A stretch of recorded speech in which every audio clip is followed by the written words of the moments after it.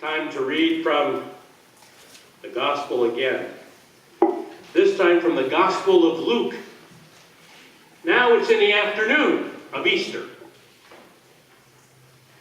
Now on that same day, two of them were going to a village called Emmaus, about 7 miles from Jerusalem, and talking with each other about all these things that had happened. While they were talking and discussing, Jesus himself came near and went with them, but their eyes were kept from recognizing him. And he said to them, "What are you discussing with each other while you walk along?" They stood still, looking sad. Then one of them, whose name was Cleopas, answered him, "Are you the only stranger in Jerusalem who does not know the things that have taken place there in these days?" He asked them, "What things?" And they replied, "The things about Jesus of Nazareth, who was a prophet, mighty in deed and word before God and all the people, and how the chief priests and leaders handed him over to be condemned to death and crucified him. We had hoped that he was the one to redeem Israel. Yes, and besides all this, it's now the third day since these things took place. And moreover, some women of our group astounded us. They were at the tomb early this morning, and when they did not find his body there, they came back and told us that they had indeed seen a vision of angels who said that he was alive. Some of those who were with us went to the tomb and found it just as the women had said, but they did not see him." Then he said to them, "Oh, how foolish you are, and slow of heart to believe all that the prophets have declared. Was it not necessary that the Messiah should suffer these things and then enter into his glory?" And then, beginning with Moses and all the prophets, he interpreted to them the things about himself in all the scriptures. And as they came near the village to which they were going, he walked ahead as if he was going on. But they urged him strongly, saying, "Stay with us. It's almost evening. The day is now nearly over." So he went in to stay with them. And when he was at the table with them, he took bread and blessed and broke it and gave it to them. Then their eyes were opened, and they recognized him.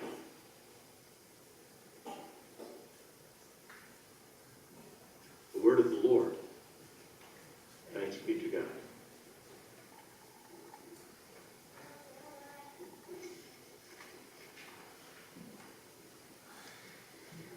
We preachers get up early on Sunday morning. And on Easter Sunday, it's usually earlier than normal. Long before dawn. We don't sleep very well Easter Eve. I think about that great company of us. Thousands of pastors all over the world who got up early today. Some of us have responsibilities that are unique for the day. Some pastors have an ecumenical sunrise service. For many years, I attended one on the Erie Canal. It was a service that attracted a wonderfully diverse congregation. Some people were dressed up for church, others just dressed for warmth. They found their way to the place where the Sam Patch would soon park, Pittsburgh. There were strollers with babies bundled, joggers, walkers in sweatsuits, and dogs. Several Presbyterian dogs had a perfect Easter morning attendance record as far as I could tell. There were friends and complete strangers. They were having an early morning stroll on the canal path. They just heard some people singing hymns and said, "Well, let's stop and see what this is all about." We preachers knew that we'd be facing some expectant people.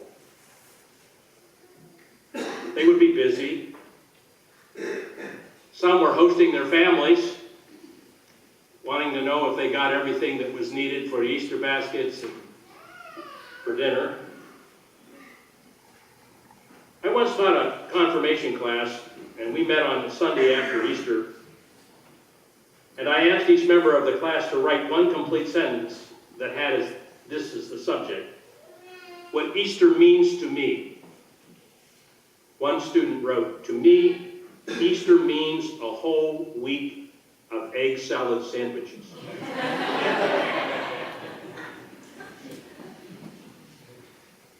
We are gullible. We pastors are. We have high, relentless hope. But deep down, we know that what we have to say is going to make really very little difference. But we are joining with the congregation expecting some word from God that will make the turmoil of this world a little easier.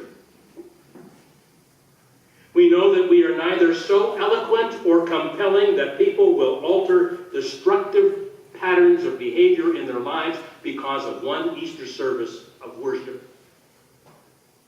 But we hope desperately that the scripture reading of the resurrection will give to those who come and sing, "Jesus Christ is risen today," a sense that God has something more. We live with our own limitations, our own inadequacies during Holy Week.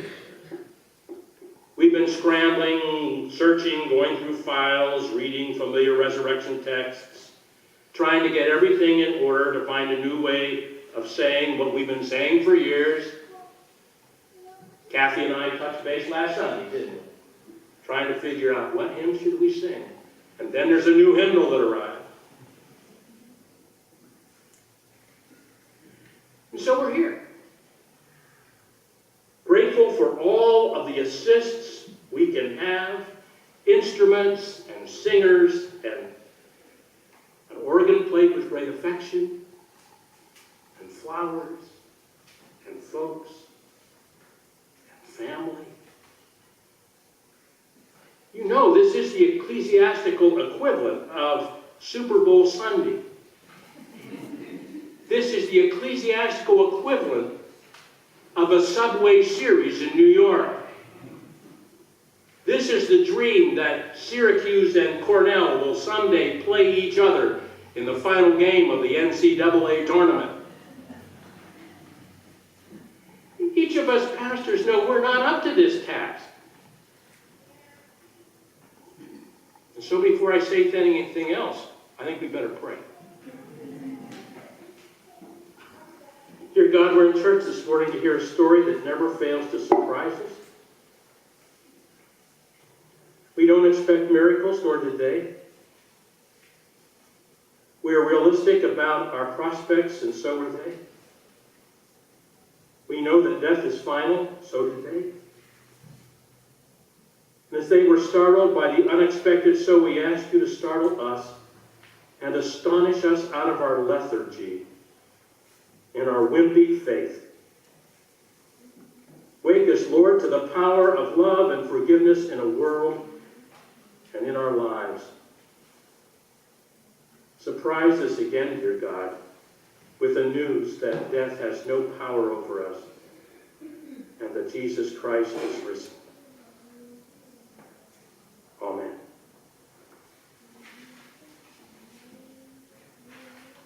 One of the fun things about helping Monty Cunningham on a funeral was to listen to Monty's stories. Monty was the proprietor of the Cunningham Funeral Home, the only funeral home in Bessemer, Pennsylvania, where I conducted my very first funeral.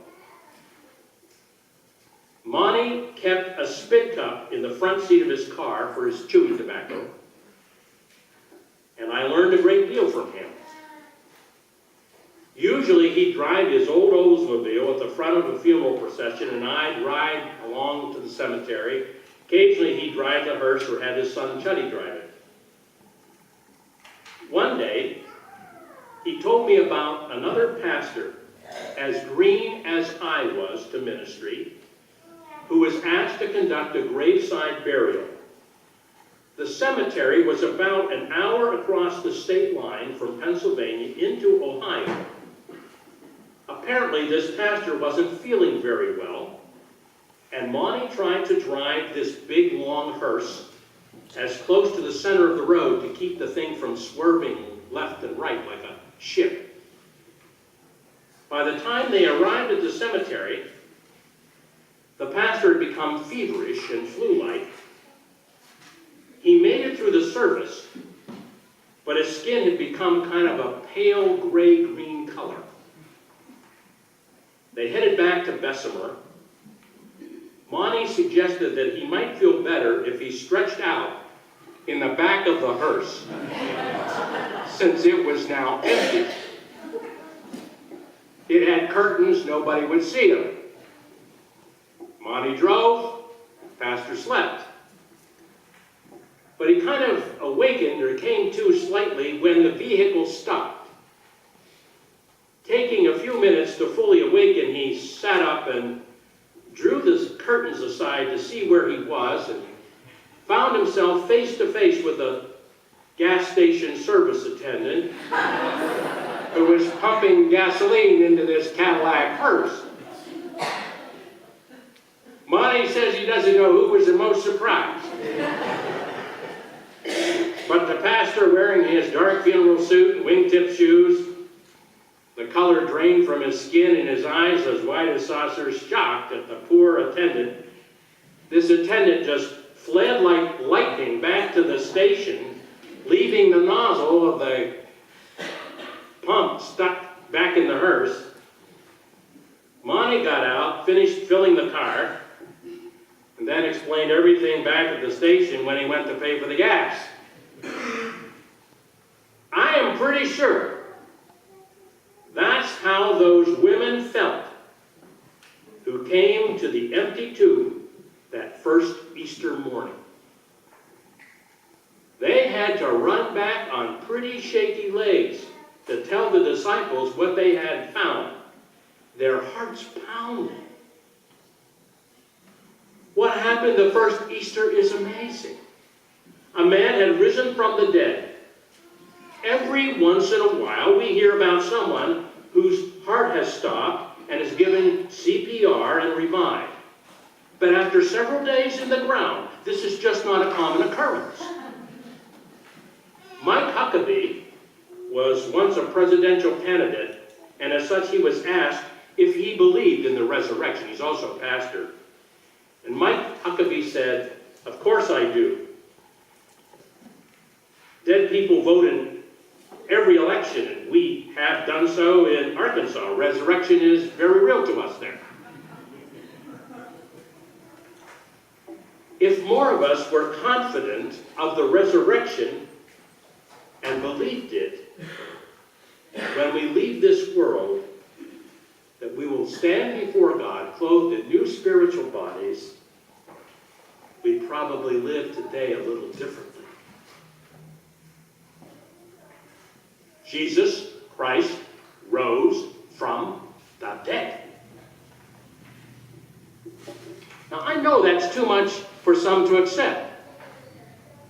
From the very beginning, both dedicated disciples as well as cynical critics have struggled with the story of the resurrection. We can read about it in biblical testimony. Some said his disciples stole the body. Remember, the gospel writer John tells us that this was Mary Magdalene's response when she first saw the empty tomb. She came running to Simon Peter and the other disciple, the one whom Jesus loved, and said, "They've taken the Lord out of the tomb, and we don't know where they put him." Right? Matthew puts the blame on the chief priests for the popularity of this stolen body scenario. He says in chapter 28 that the chief priest gave the soldiers a large sum of money to say that his disciple came during the night and stole Christ's body when they were sleeping. Then Matthew adds, and this story has been widely circulated to this very day. The stolen body scenario, very credible. Others contended that he was not really dead when he was laid in the empty tomb, but rather he kind of just passed out on the cross and only seemed to be dead. Norma, you read a really bizarre passage. John told us that when Peter arrived at the cemetery, he peered into the tomb, and what did he see? A napkin folded neatly by itself, the linen shroud also folded, and that was it. Another disciple arrived. He looked, he saw, he believed, said John. Believed what? Not that Jesus had risen from the dead. Nobody thought that. The text continues to explain that they did not know anything about the resurrection at this point. So having seen and having believed that Jesus was dead, but that Jesus' body had now been stolen from the tomb, these two men went home and had breakfast. That was that. It was a good campaign while it lasted. They probably talked about it on their way back home. You know, I'll never forget that wedding where Jesus was there, you know, in Cana. Isn't that where he turned the water into wine? You know, we ought to write this stuff down so we don't forget it. John's good with words. Maybe he'll make a biography of the thing. One of the most painful times of grief is when you return home. The funeral is over. Friends and family depart. They leave their casseroles. Then all is quiet. And you're at home. You see the chair at the table where she used to sit. Over here, her knitting bag. You put that away. The grocery list in her handwriting beside the book. The list of phone numbers of her friends. It's all there. The folded linen.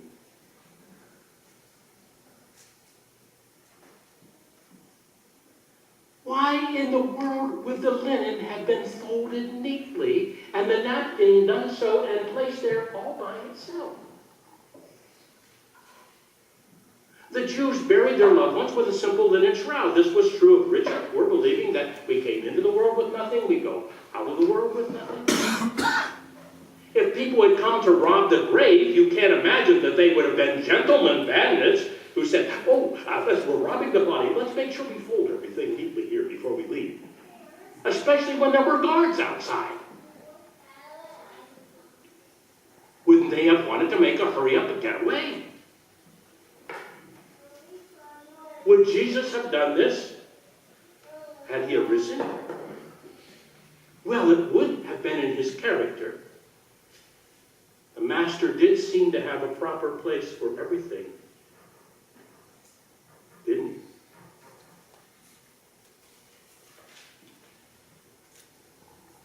he? We're struck by the empty tomb. But I think more important than the empty tomb are these resurrection appearances of Jesus. That's what's key. Here we read about these two men, one of them Cleopas, walking home to Emmaus. It's getting late in the day. They invite this stranger who's been walking with them to stay, not just for tea, but maybe for dinner and spend the night. Now, the Greek word in this passage introduces us to something different in the biblical text. The word there is Philoxenia. It's normally translated as being friendly to strangers. When we read it in our Bibles, it says they showed the stranger hospitality. Xenia is the Greek word for stranger. And of course, xenophobia means fear of strangers. Philoxenia is the welcome of strangers. These two were philoxenic. Then in their hospitality at dinner, Jesus broke bread and prayed over it. And their eyes were opened, and they recognized him. And they knew that they were in the presence of the risen Christ. If you have been a part of RAIN here in the city of Rochester, RAIN is the Rochester Area Interfaith Hospitality Network, and we're part of a shelter experience, you recognize that you do not just serve dinner to homeless families. You sit down and you eat with them. I mean, sure, the first time I did that, there were some fears to overcome, questions. What might the strangers who are now in our building do to our building? How are they going to handle things? But I think that for those who are in faith willing to risk it, the joy that overcame those two disciples at Emmaus when the bread was broken will be experienced again and again. That's what we need. How does it happen when some good news comes in an Easter moment when we least expect it? Joyce Holliday talks about a school teacher who was assigned to visit children in Philadelphia's city schools. She was a tutor of sorts. One day, she got a routine call requesting that she visit a particular child. Joyce took the boy's name and room number and was told by Mrs. Flanagan, the teacher on the end of the line, "We're studying nouns and adverbs in his class now. I'd be grateful if you could help him with his homework so that he doesn't fall behind the rest of the class." It wasn't until Holiday got outside the boy's hospital room that she realized that it was in the burn unit. No one had prepared her to find a young boy so horribly burned and in pain. Joyce felt that she couldn't just turn around and walk out, but that's what she wanted to do. And so she kind of stammered things out, sort of awkwardly. "I'm the hospital teacher, and Mrs. Flanagan sent me to help you with nouns and adverbs." Here was this boy in so much pain, he barely responded. Joyce stumbled through this English lesson, ashamed at putting him through this senseless exercise. The next morning, a nurse on the burn unit asked her, "What in the world did you say to that boy?" Before she could finish her outburst of apologies, the nurse interrupted her. "You don't understand. We've been worried about him. Ever since you were here yesterday, his whole attitude has changed. His energy level is soaring, his numbers are up, he's responding to treatment. It's as if he's decided to live."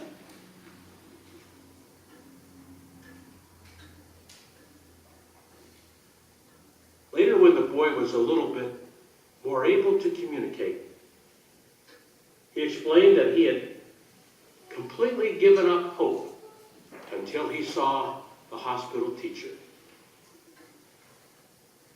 It all changed when it came to this realization. He spoke through his bandages. He said, "They wouldn't send a teacher to work on nouns and adverbs with a boy who was dying now, would they?"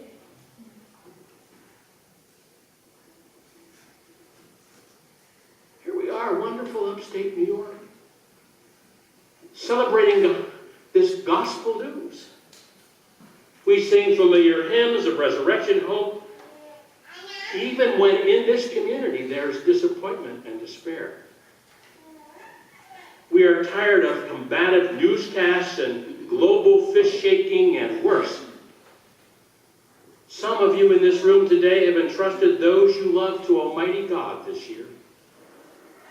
We've come here to hear again that on the other side of pain, on the other side of death, there is resurrection. It reminds us of what is possible when there is hope. And so even as strangers sit around this table, we ask that the miracle of Christ's presence might be made manifest again in the blessing of the breaking of the bread.